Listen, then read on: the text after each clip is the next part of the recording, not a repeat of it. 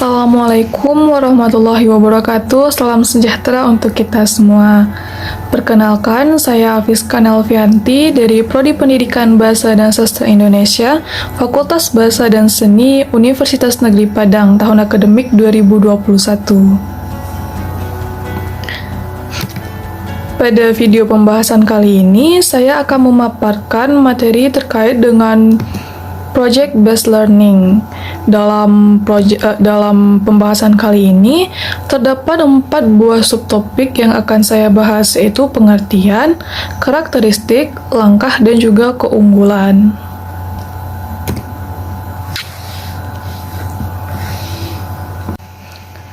Materi yang pertama yaitu pengertian. Pengertian dari Project Based Learning atau selanjutnya akan kita singkat dengan PJBL. Nah, sebetulnya apa sih PJBL itu? Sebetulnya banyak sekali para ahli dan pakar yang berpendapat terkait dengan pengertian dari PJBL ini. Namun, secara keseluruhan dapat disimpulkan bahwa PJBL atau Project Based Learning itu adalah suatu model pembelajaran yang berpusat pada peserta didik. Jadi peserta didik itu menjadi titik pusat dari proses pembelajaran PJBL ini, yang mana mereka diarahkan untuk menciptakan kerja proyek mereka sendiri yang berbentuk tugas-tugas yang berdasarkan kepada pertanyaan dan permasalahan yang mereka hadapi. Nah, dari pengertian ini yang bisa kita tangkap bahwasanya bahwasanya PJBL ini tercipta dari pertanyaan-pertanyaan dan permasalahan-permasalahan yang muncul ketika proses pembelajaran. Nah, kemudian permasalahan-permasalahan tersebut akan diarahkan kepada siswa, di mana siswa diharapkan dapat berpikir kritis dan mampu menghadapi atau menyelesaikan permasalahan tersebut.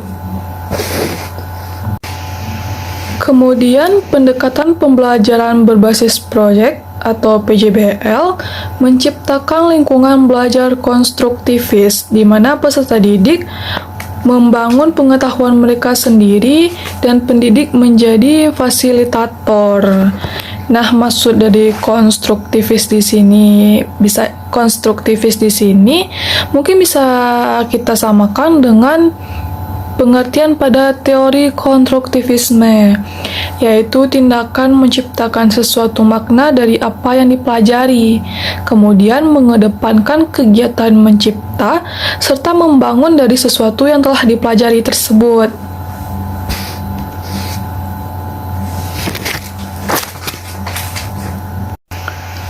Selanjutnya, karakteristik dari PJBL.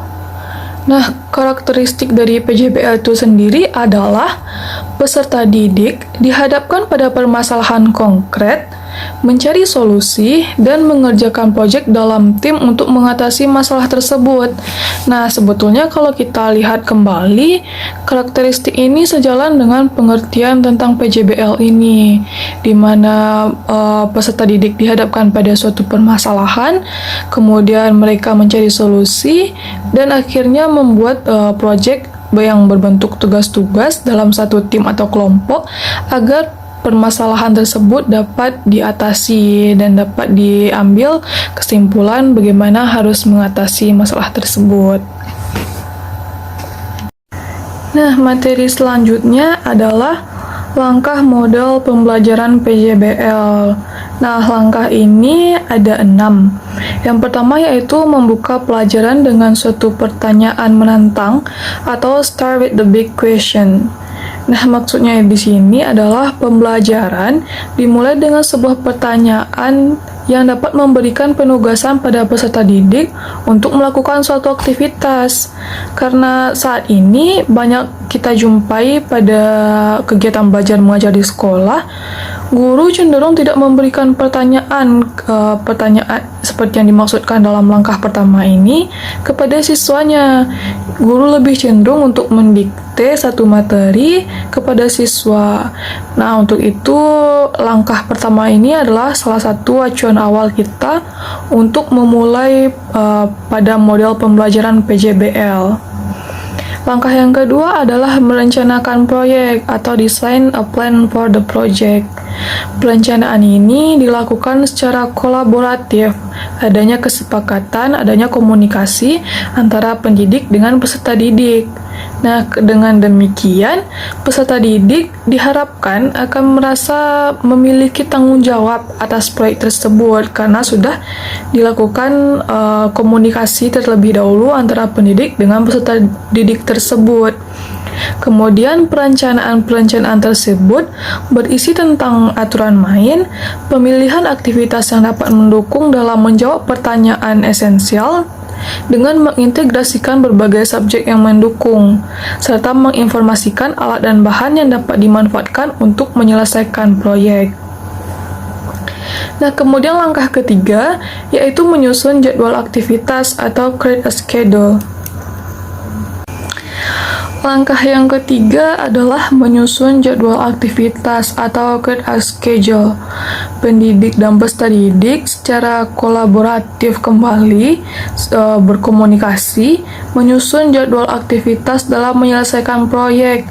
Jadi ada kesepakatan antara pendidik dengan peserta didik untuk melakukan atau menyelesaikan proyek tersebut. Jangan hanya diatur oleh pendidik saja, kemudian nanti peserta didiknya justru terpaksa untuk mengikuti apa dari yang sudah dikatakan oleh si pendidik tadi. Nah, untuk itu waktu penyelesaian proyek harus jelas.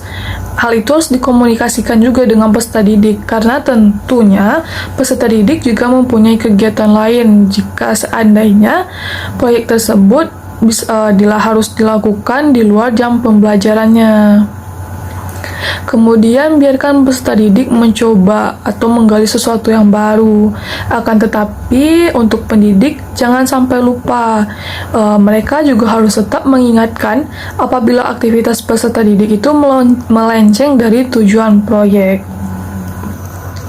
Kemudian langkah keempat adalah mengawasi jalannya proyek atau monitor the student and the progress of the project. Nah, ini adalah salah satu tugas pendidik yang paling sering memang sering dilakukan, yaitu mengawasi segala tindakan dari peserta didik selama masih dalam jadwal pembelajarannya, di mana pendidik bertanggung jawab untuk melakukan monitor terhadap aktivitas peserta didik selama menyelesaikan proyek. Nah, jadi selama peserta didik menyelesaikan suatu proyek, maka pendidik memiliki kewajiban dan bertanggung jawab terhadap keamanan para peserta didik tersebut.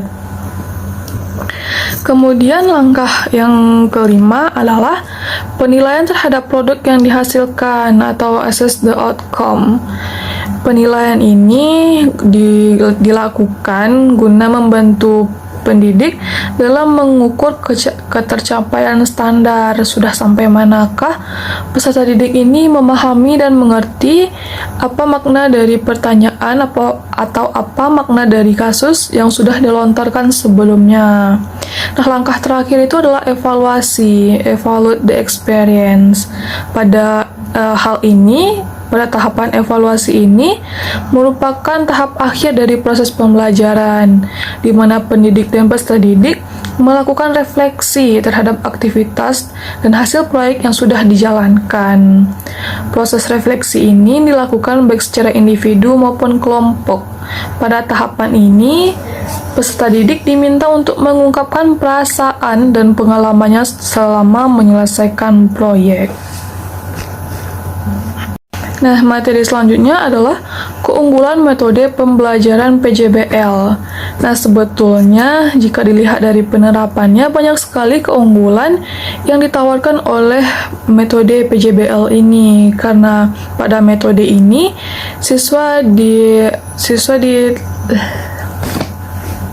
Karena pada metode ini, siswa diterapkan sebagai titik utama dari proses pembelajaran, di mana peserta didik diharapkan mampu untuk berpikir kritis.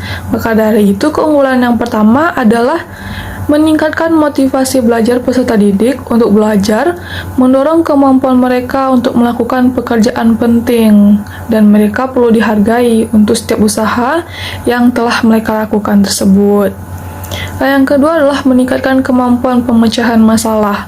Sejalan dengan penjelasan tadi,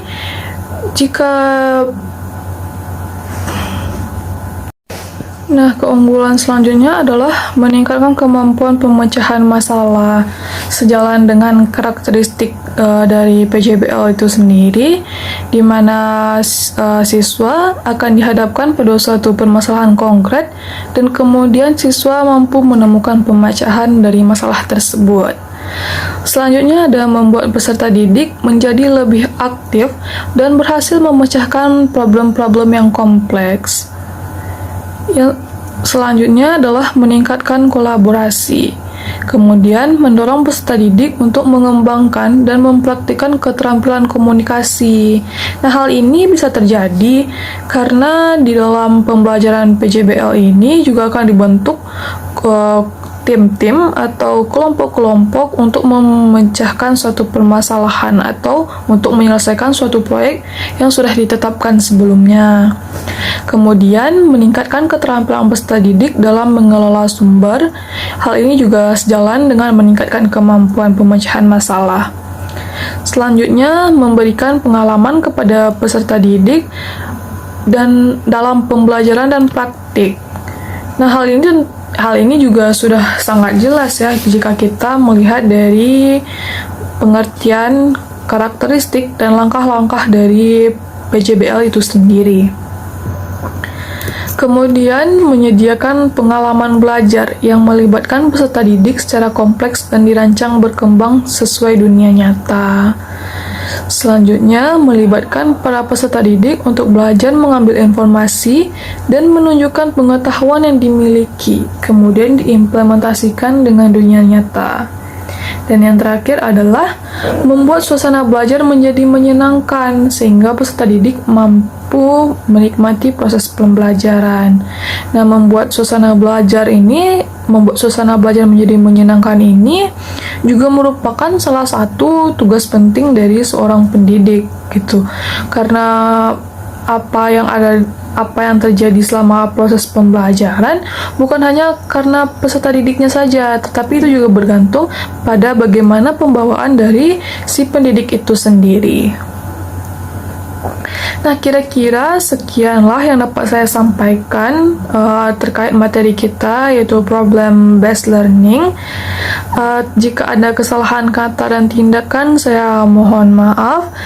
Next video kita akan lanjut dengan materi-materi lainnya. Terima kasih banyak. Assalamualaikum.